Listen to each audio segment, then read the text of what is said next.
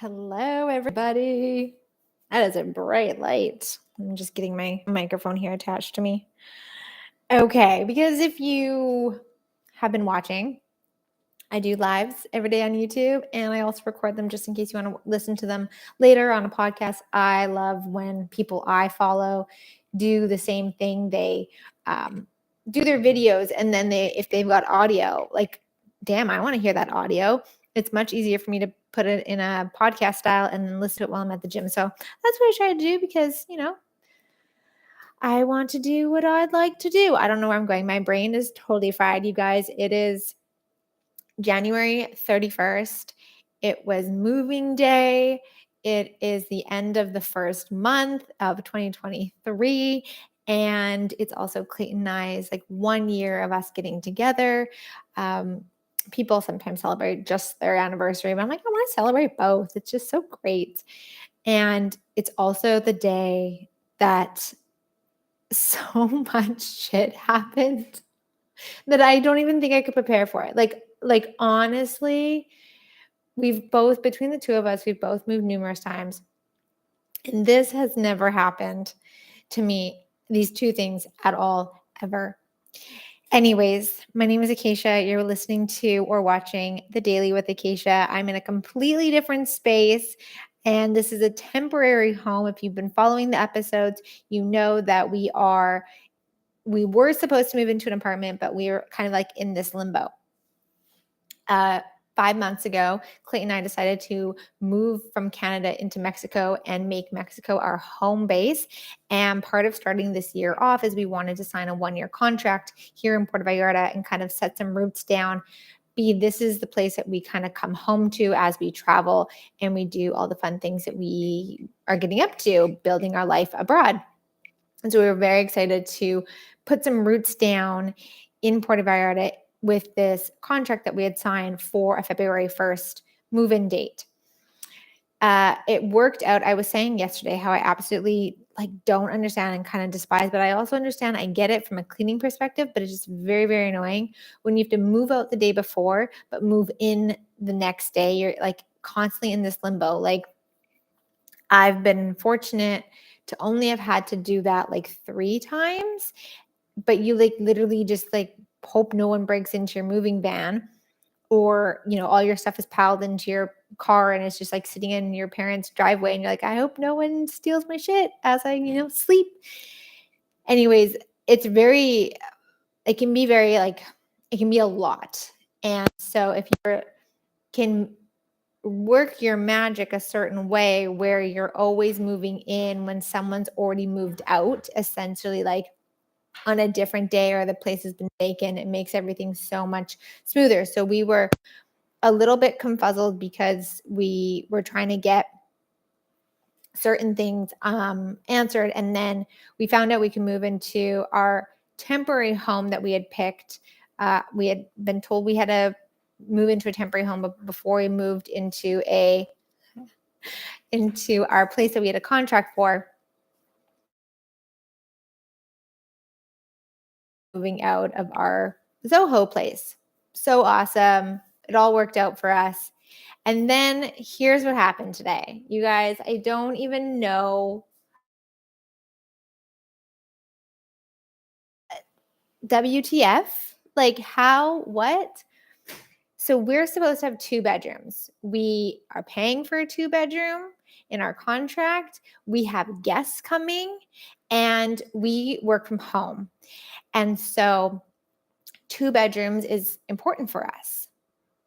Well, we showed up to get the keys to sign the amended contract. And guess what?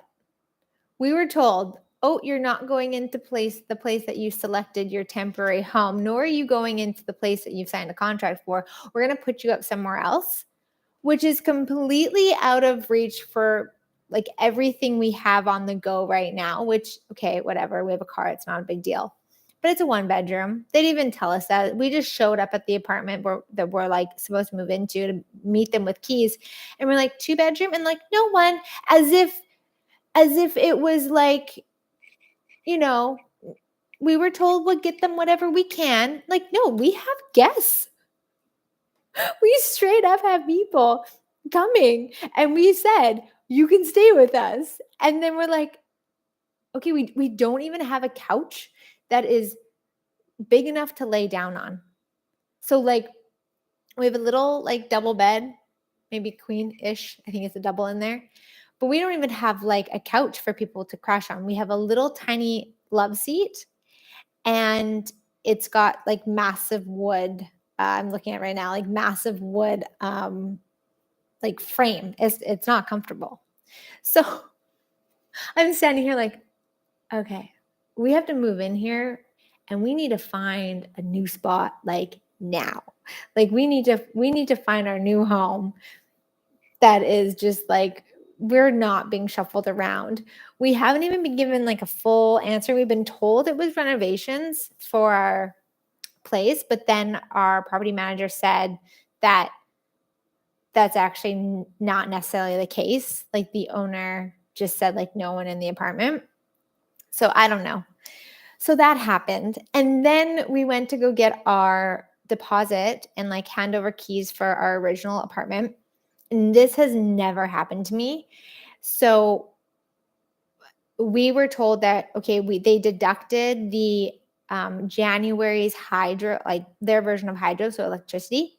They deducted the 2 months worth of electricity off of our whatchamacallit, our security deposit. Okay, great.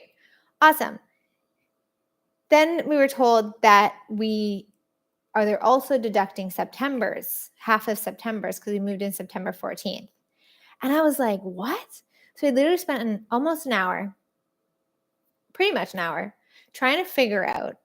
I paid an electricity bill when we had our rent, and then the next month the electricity came in. We paid it. I know we paid it because then I paid our second one personally at the OXXO, aka the corner store. And then we would have just simply paid for the January bill.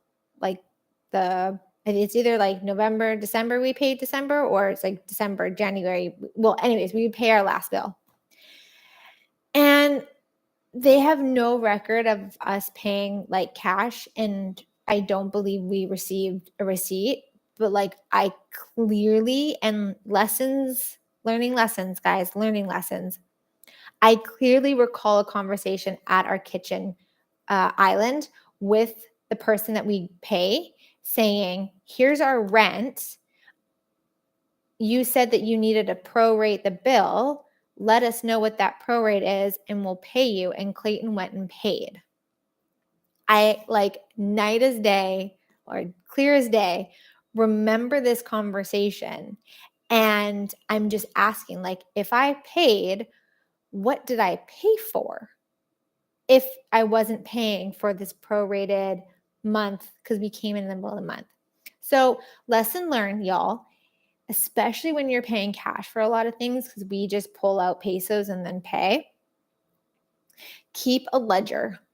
Like hands down, have like a little folder where all of your like apartment bills and things like that, agreements are going in, and then have a piece of paper like tacked to that folder or a booklet or something where you're writing down what you're paying cash for or what bills you've paid personally.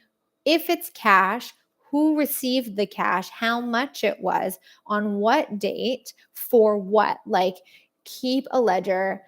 I've never had to do that.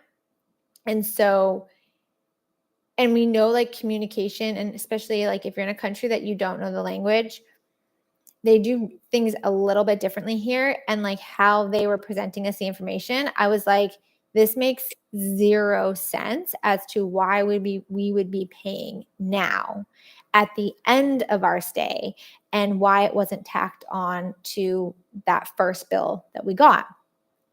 And with no like, there's no like, when I'm thinking at home, when there's like bills, it's kind of like this, you can kind of see they have their own like tally sheet of like the bills coming in and what's paying, like their own ledger, their own accounting, and they kind of will print that off for you and show you like what's due, what's the total. There's just like these pictures and these like totals, but we paid a bill. And like that's what I'm hung up on. I'm like, I paid something what did I pay for? So we need to go back into our records, see if we even have the bill, and then just kind of write out exactly what I'm trying to get information on. Because if we didn't pay, okay, cool, but I'm not going to let, 2,000 and more pesos go if I don't, because I don't know what's being paid. So what did I pay for? What do I still have remaining? Because it doesn't make sense in my mind that I didn't pay that portion of a bill. So lesson 1, keep a ledger. Lesson 2, uh, be on people's ass about communication. And, some people might be listening to this being like, it's Mexico, like this shit happens. To that, I say, does it still need to happen? I am so okay with understanding that there are multiple ways to do something, and my way isn't the highway, and the way that the Canadian way, American way is not always necessary or needed or correct. But there's something about, I signed a contract. I have full understanding that our place needs to be repaired. No complaints there. They were so accommodating with what we needed, getting us something that was within our requests because we need certain things or we're requesting certain things. And my needs shouldn't be just put down to like, oh, we'll be grateful for what you have. At least you have a home. Like, yeah, I'm grateful. But like now I have to tell my friends, yeah, you can't stay with us. Now I have to tell my friends, oh, you need to now fork out an extra $1,000 for your trip or $500 for your trip and find somewhere to stay last minute. Like, how is that fair? And or something we should just kind of like not clean up. So for things like that, I'm like, okay, cool. Yeah, it can be done, but does it have to be done this way? Is there room for improvement? I definitely see that there's room for improvement. So, be on people's butts about communicating. We thought we were. I'm going to say that. We were so on their butts about like the logistics of today. It is literally, we showed up at the office to get the keys and they're like, that's not your apartment, actually. It's like, huh? What? What do you mean? Like, also, we bought things. Like, thank God we've been buying some things, like accumulating some stuff, because we're getting into these homes and y'all need to upgrade your like Teflon or just like your pots and pans because they are scratched and gross. And the Tupperware, I swear, I opened the cupboards and I was like, am I in my grandma's house? Like the Tupperware I felt like was from the 50s. I was like, I think this is still like from my grandma's era. And so thank goodness we've been buying these beautiful, like brand new Cuisinart stainless steel pots and pans in these beautiful glass containers. So we don't need to use people's old stuff. But yes, that was moving day. And my day started at 6:30. I am so hungry. You can see I'm so greasy from sweat and just stickiness. We had it's been hot, but we're west facing. So we get the sun and it's gorgeous. But when you're moving and you're mopping and you're sweeping, and that's another thing, like we move into a place and like, yeah, it's clean, but it hasn't been like dusted or wiped down. There was someone obviously with a cat before us. So there was like a visible layer of disgustingness.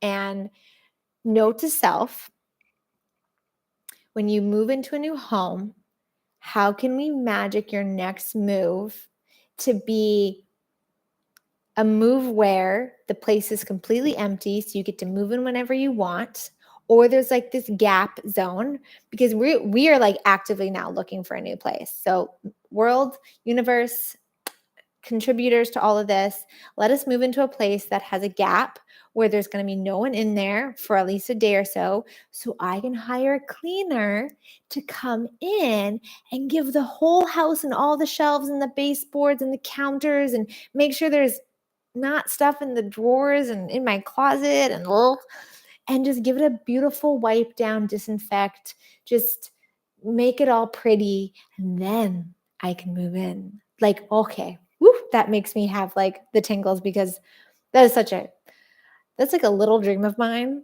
that I think I've been like hiding in my pocket tucked away in the back corner of in the closet, in the jeans, in the pocket. I feel like that would just be so luxurious and just fantastic that someone just comes in before you move in and just gives it a little wipe down. Even if someone's cleaned it, just wipe all that dust. The place isn't dirty. It was just visibly not used for maybe weeks.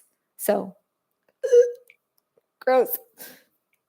And I'm unpacking my shit. I'm like, oh, I gotta wipe all of this down because it's you picked up my shirt, and I was like, oh, there's all the dust on a perfectly clean shirt.